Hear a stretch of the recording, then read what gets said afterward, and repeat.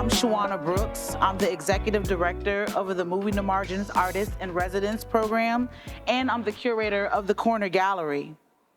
So I want to thank you all for coming out tonight to see Transitory Permanence by artist Ricder Ricardo. We are in our, yeah, definitely clap for him, yeah.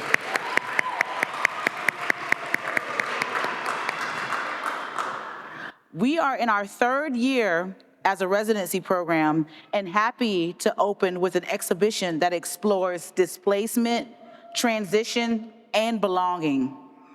We also have things to celebrate this third year, like a rebranding of the Moving the Margins program on its website and social channels. So if you're not following Moving the Margins on Instagram or Facebook, I encourage you to do that. Please follow us. And to give you more information on the programs that we do, so we don't just hold an opening exhibit, we also do programs the first Wednesday of every month, which is our Community Connections program, and we host musical acts out on our corner gallery porch that's right outside of our gallery on the last Friday of every month. So we try to do lots of things to get you to come back into the Jessie, and we also have exhibitions here on our first floor and sometimes second floor that also attribute to different topics around Jacksonville. So we're so excited to always have you all in the building to check out the work, especially in our corner gallery. We are also expanding our reach this year by inviting regional artists from Atlanta and Tampa St. Pete. So we will be showing installations by artists Lillian Blades, Hiromi Moneyhun, and Yala Ford this year. So if you haven't already, please feel free to pick up a magnet, it's on my desk, which lists all of our upcoming exhibition openings. So all you gotta do is just put it on the fridge and make sure you just keep up with it on your social calendar and then come out. So our next opening will be August 12th, I think. Don't quote me on that, get the magnet. Also, to celebrate our third year, if you haven't seen them, we have our current brochures that not only feature Ricder's information as one of our Moving the Margins artists in residence, but also show our resident artists from our first year and many from our second year. So we're so excited to have that brochure. And that is done by artist Erin Kendrick that always helps me with most of the graphical content that goes on our opening wall. She does all of the information for that. So let's give her a hand.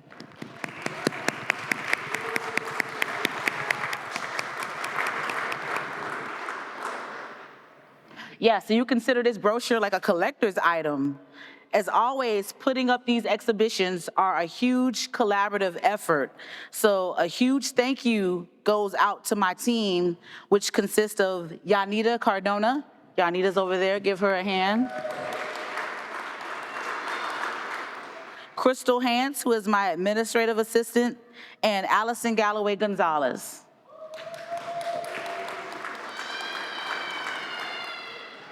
And also, we're really happy to work with Susan of Ruckus Ad Agency, and I also have Logan here from Ruckus Ad Agency to also capture content. And documentation is so important when you do these exhibitions because you do them and you have a great night and then you forget what all that looked like. So we always love to have photographers and videographers to make sure they're capturing the content. And thanks goes to my biggest partner in this work who has given me incredible support, which is Mark Walker, who is director of the Jessie Ball DuPont Center.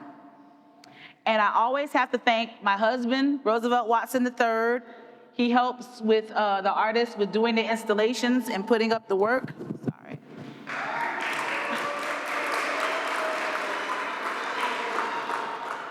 And our son for being a good support while both of his parents are working to come and do that too, even though he is very excitable. And we also have to thank our fiscal sponsor, which is 90 Forward, for their support and partnership for helping to utilize art for difficult discussions. And thank you all for your support and listening to me up here talk about moving the margins.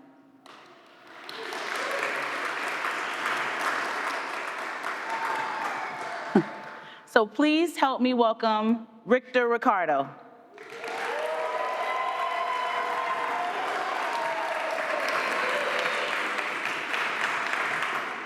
Um, I know. Oh, these chairs. Turn on your. I think it's on. Okay. Can you all Everybody hear hear me? us? Okay. Get comfortable. So, right. So, welcome to our Artist Talk. This is a chance for you all to get to know the artists and understand more about their process and really what motivated them behind their specific installation. So, Richter, tell us about yourself and a little bit about your process and your work. Hello, my name is Ricder Ricardo. I'm originally from Cuba, and I came to the United States when I was about 13. So that really had an impact on my work and the way that I saw the world around me. And the work that I create today is a result of my experience as an immigrant, as a displaced person. And you can see it in most of my paintings, that the representation that I choose to do is because I've known these people my whole life, and I learned their experience. And the way that I try to communicate my work is through assimilating my own experience as an immigrant through theirs. So, how did you come to name this exhibit Transitory Permanence? Yeah, for a long time I was considering other names. One of them was the name of the installation, but then I started thinking about the journey and the transition that the immigrant goes to. In order to come to America and to any other part of the world. And transitory permanence to me means a state of mind that stays with you after you arrive to a new culture, one that never leaves you, sort of it compels you to integrate yourself to society, camouflage yourself at times. You have to become a different person, really, when you come to America from a different culture. And so that idea of that oxymoron, which is a transitory permanence, I was like, how do I even comprehend that feeling, right? And so that was the perfect name for the show. Yeah, you said something that's really incredible. I think, many of us as Americans don't really have a full perspective of what most people have to do to come over here if they're an immigrant, right? And there's not just one immigration story. Like, everybody doesn't have the same story. Like, they got on a plane or something and they came over to America. Like, I was mentioning our IT tech that was here who was telling me the story of how he came over from Afghanistan, that when he was 16 years old, he walked to Europe from Afghanistan. Now, at 16, what are we doing at 16? We're not definitely think about leaving our family or leaving our community behind and coming to a new place. It's so integral for us as Americans, like, we're just here, but we have to really appreciate that, so many people had to, leave whatever in order to make a difference and to move to somewhere else. So appreciative of so many of you all who have done that, and you make America better and greater for it. Well, can you tell us a little about your immigration story? Yeah, of course. I think like as a teenager, coming to a new culture really had a repercussion in the way that I saw my environment, and I think that's very reflective in my work. When you see landscape, there's so many different allegories to explain the culture right around me. And I think like when I do other subjects, they are very much an extension of myself, because I came with my mom when she was very young, and my sister, and so her as a single mother also had an impact on the way that I experience culture. And I don't know, just coming from her, seeing the world through her eyes, as a single mother in America, is a hard thing to do, right? Because the society is not very nice on women, yet let alone single mothers. So from that point on, my artwork took a turn to where I wanted to really represent other people who were marginalized and misunderstood by society and undervalued, right, in a way. Right.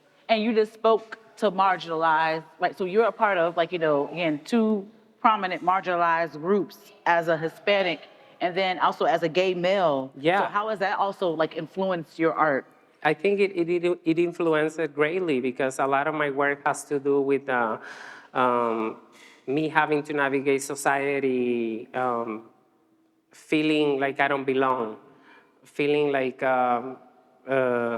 there's a finger pointing at me some way. I feel like it has changed for the best in my situation, but there's definitely improvement to be made in that regard, just as there is improvement to be made around the idea of immigration and displacement.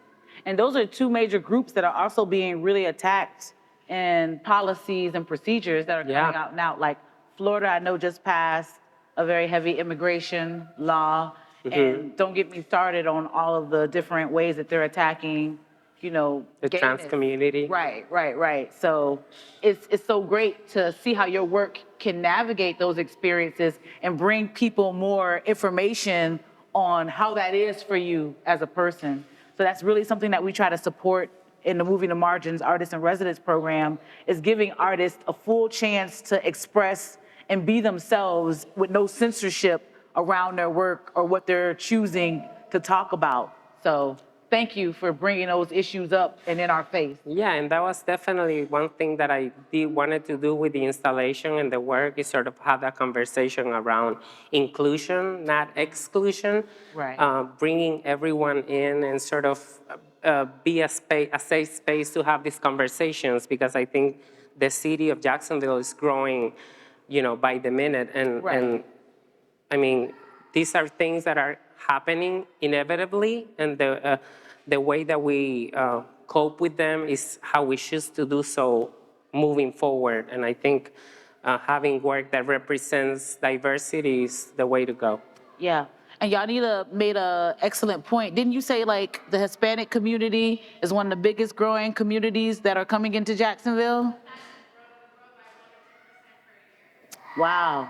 So that's incredible. It just shows you how much, again, we have to be welcoming and support these different groups, having nonprofits in the building like Catholic Charities, who do so many work with helping immigrants to find their space and place in communities. It's so important. We have to support these nonprofits and these programs.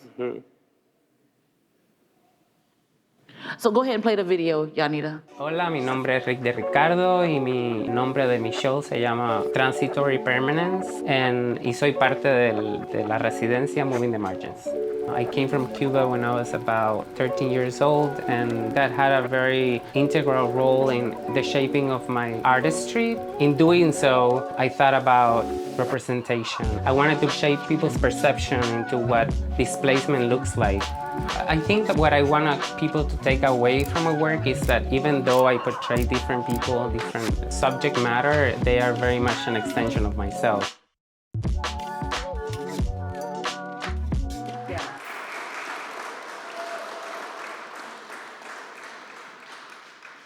That video was done by Logan, who is here. Yeah.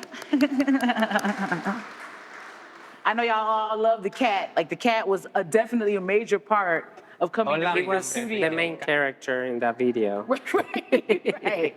That was like the friendliest I had ever seen him, like, turn over, and like I think he just loved Logan. That's what I was telling everybody. I was like, he always hides away, and as soon as he started filming, he was just laying there. He was there. He was like, what's going on? So he was an integral part of that video. For sure.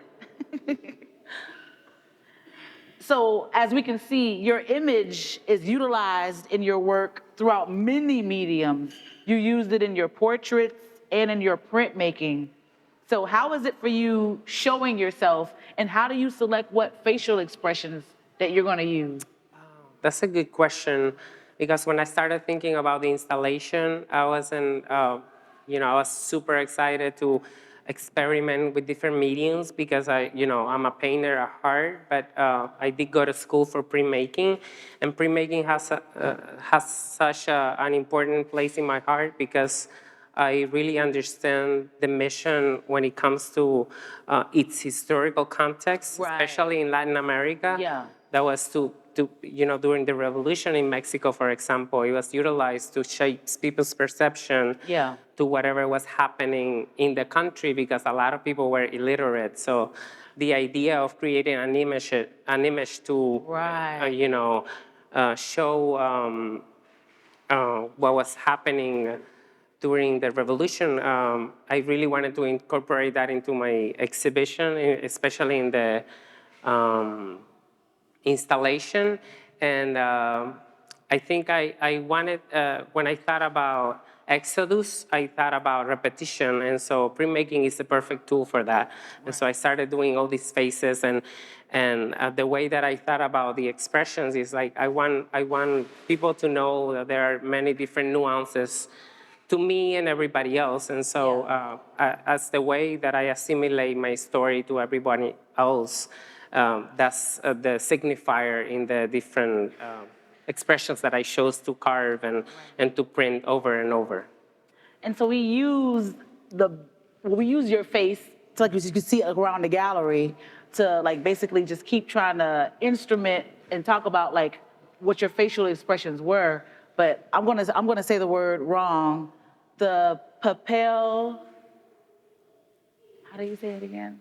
The Like the flags that we try to like make. the pancartas, Okay, the yeah. little flags. I'm gonna let Richter say it because I'm gonna mess it up. But basically, we tried to use the faces as those are sometimes symbolism in different grieving programs around Hispanic communities, but mainly in Mexico. Yeah. Right? But in using those, we also wanted to remind people of like the grief that happens when you sometimes come over to a new country. Like everybody doesn't make it, right? Like sometimes, unfortunately, people die trying to come over here to make a better life for themselves. And we wanted to leave space for that. Like who doesn't make it when you're trying to, come over to a new country and leave everything behind? Yeah, and that's why I wanted to create the object cemetery to sort of touch on the concept of loss and death Right. and even people who die who are not accounted for. So these bodies are never important enough for people to really give them a proper burial, for example. right, And exactly. so this is my sort of my homage to I have to definitely apologize to my husband because he was saying how very much that looked like a cemetery. And I was like, no, don't say that. That's not what it is.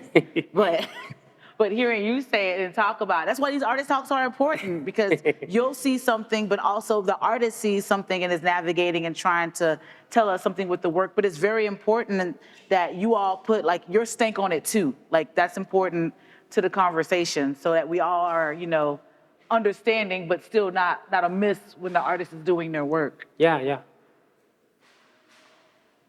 So yeah, and did you talk about how did you select your different expressions that you use? Yeah, I really wanted to give an array of expression of frustration mostly, because a lot of this information was coming at me at the moment, especially after the pandemic happened, where the exodus really went crazy with the Ukraine war and in everything that happened in Cuba, that all the immigration from Cuba went through Latin America. A lot of family members were coming through that, and I just didn't know how to document all these different emotions that I was feeling throughout the whole process of compartmentalization, right? Because as humans, that's what we do with information.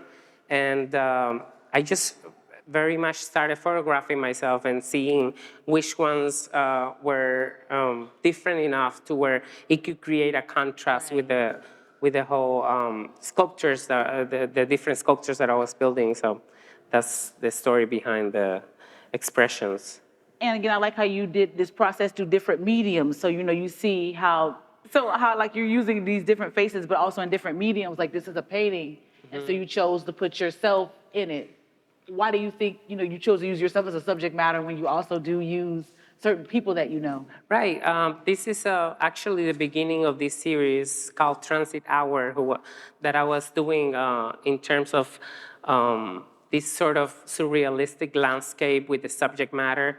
And I chose to do myself because I really know my experience, right? And so I I started to create, I started to think about these ideas of what if I'm at the beach with this luggage, and a lot of people were saying, well, this doesn't make any sense.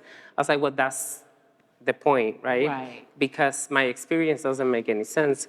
And so me carrying around all this burden that is not necessarily physical, it could be psychological, it could be something that you bring with you from your culture. And this first starting image was very much the beginning for the rest of the images, where I took my journey and tried to assimilate my own story to everybody else.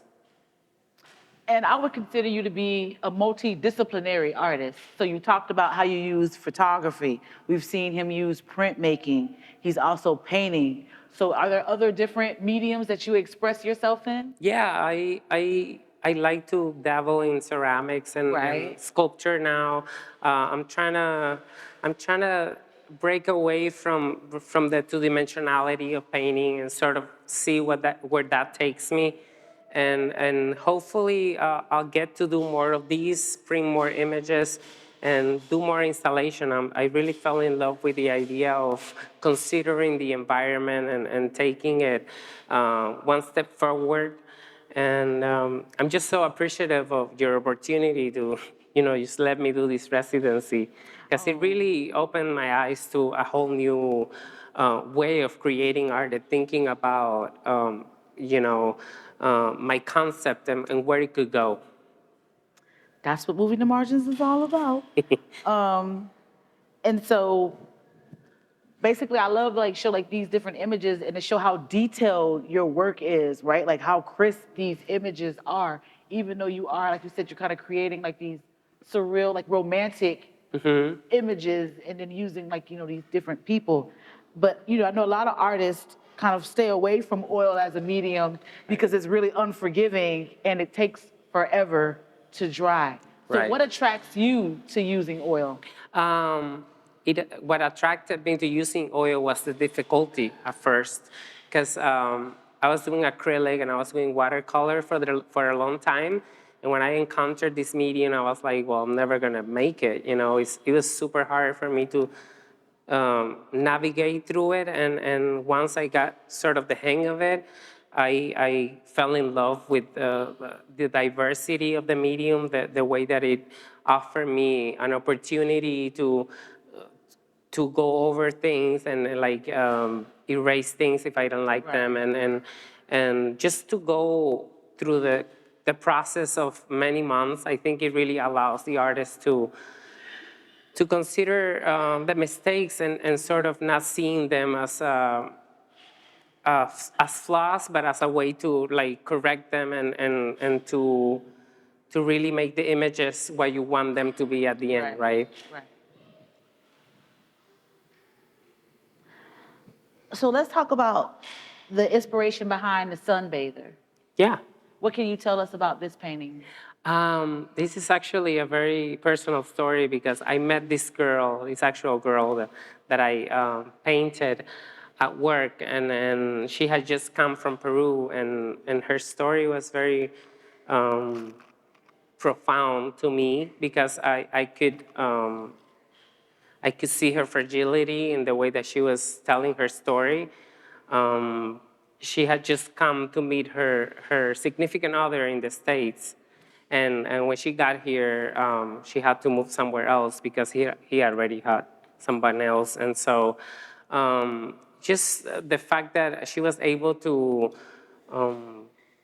just roll with the punches, right? And find herself in this new land and then sort of make a living for herself by herself, as a woman.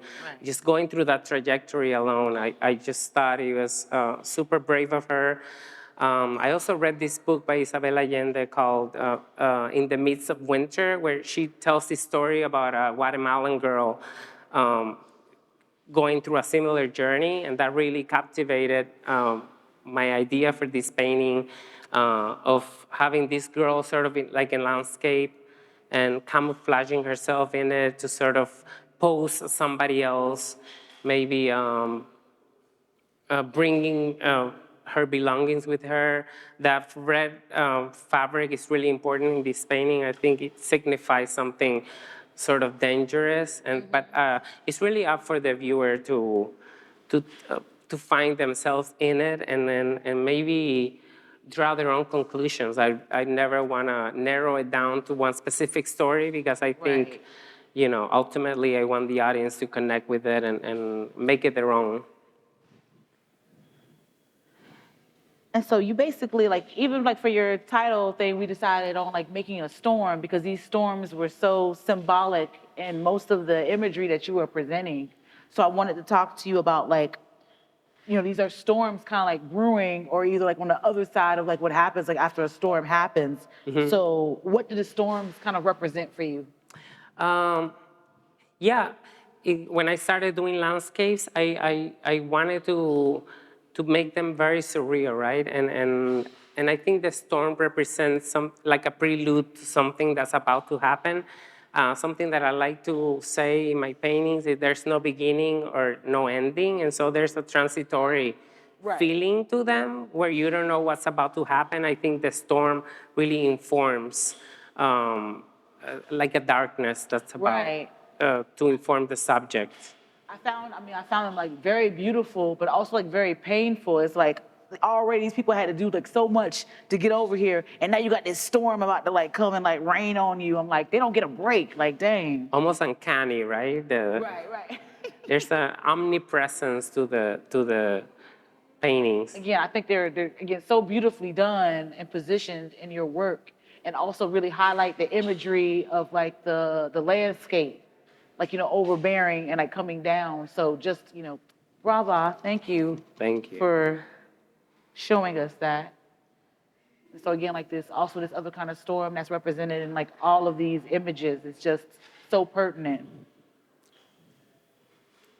So talk to me a little bit about the inspiration behind the blind date. Yes, as I mentioned before, a lot of my paintings are extension of myself. I never do a work of art that I don't have a deep connection with. Right. And so I started thinking about relationship and what that looks like for someone with an intracultural background, for example. Like, me and my husband, we're both from different countries. He's from Mexico and I'm from Cuba. And so I started thinking about that dynamic and what that looked like for me as an artist, for a member of society. Yeah. And so that compelled me to start thinking about other people, because we can really talk about displacement and immigration without talking about colorism and racism and all these other issues that are connected to that, right? And that's when I started thinking about the blind date and having an image that was sort of maternal, but also at the same time, I don't know, very protective of her, right? To want to keep him safe, but Right. you can't really know the story behind it. And I think the landscape, again, also informs a lot of what the couple are going through. I love what you said about maternal, because then that kind of puts me like in thinking of her like a way like as you talked about like romanticism also being an influence on you, but like how she's kind of like a Madonna figure. Yeah. Almost like that mothering and that nurturing and taking care of this you get like this adult person, but Yeah. how we all need someone to look out for us. Yeah, a lot of my work has definitely old masters are a big inspiration in my work, and this the Madonna was a very big inspiration in this piece. So let's talk about your installation a little bit. You didn't have an exact name for it like when we started out. Do you have one now? Yes, I decided to call it the Garden of a Thousand Faces. Okay, Because the Garden of a Thousand Faces. And so in putting like again like this backpack and then this life buoy, what did those serve as iconography for you? When I started thinking about installation, I started looking at different artists that were doing this works around immigration and displacement, and I came across this artist who does photography with the refugees who cross the border of Arizona. And so he takes the objects and creates an installation and makes this massive photographs of like different colors. And I just started thinking about the object and what that represents in terms of loss and death and you know, specifically choosing the light buoy and the backpacks because these are objects that we carry with ourselves to sort of keep us safe. And so when we leave them behind, what does that mean, you know? And so Right. having that ambiguity, it was important to show in the work. Yeah, I couldn't imagine, like, you know, again, like packing up my whole life in this backpack and then maybe not being able to bring everything that I brought with me into this new land. Like, that's just got to be so traumatizing. Yeah. I know this isn't like your first exact installation, but how do you feel installation works for you as an artist than just hanging up your art, you know, just on walls? I think it really takes me to the next step when I think about my work because when you do an installation, you have to think about the space and you have to think about how your work can sort of morph into something three-dimensional, right? Yeah. And just considering that, it was a challenge, but it was very a way for me to grow as an artist, for sure. To just imagine, you know, the luggages and in a three-dimensional form, and the fishing nets and the faces. I didn't know what I was going to do at first, and then, you know, after much research, I came across doing these sculptural pieces, you know, because it made the most sense after revisiting what I was already doing in my work with the luggages and the representation. Do you want to talk about the nets? Yes, when I first started thinking about installation, I had many ideas, and then I started thinking about a boat, right? What that represents as safety. And then I started thinking about my luggage and how I could merge the two together. And so I came across a lot of different images that were boats hanging from the ceiling upside down.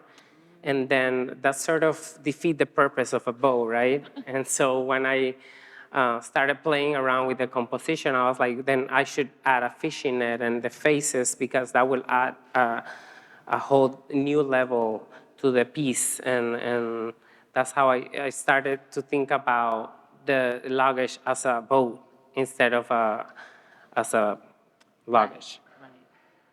So, what are some of the misconceptions around folks that are displaced? I think there's a misconception that we come to this country in order to take somebody else's job. For example, there's many that that I think are negative, and what I want to do with the work is sort of start a conversation to be more inclusive and to be more diverse with the way that we think about other people. And then, almost lastly, so like, what do you want people to really take away when they're coming to view this installation?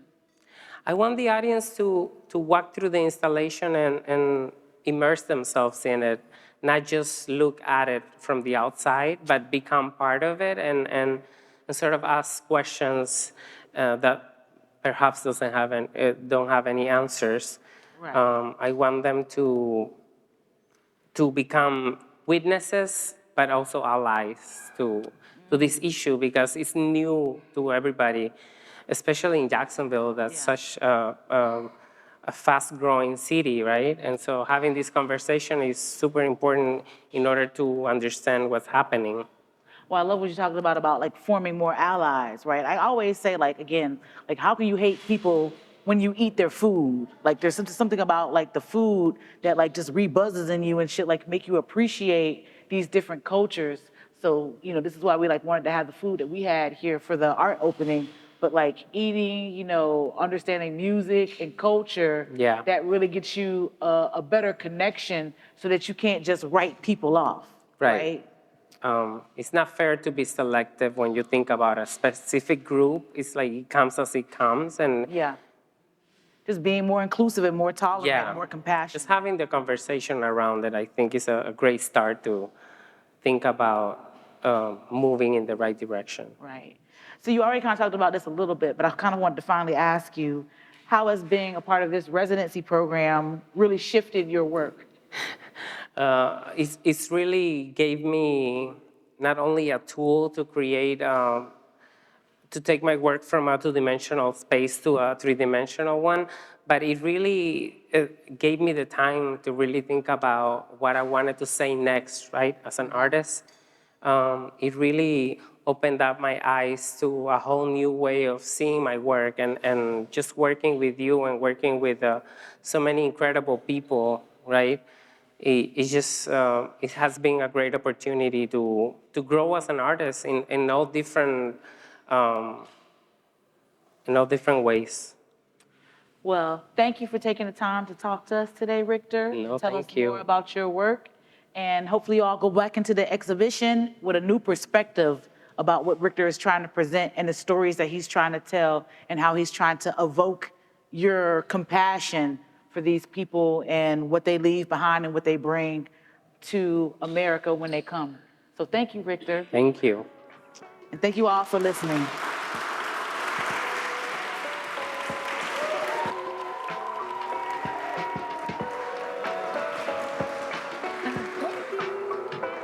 Thank you so much. You're amazing.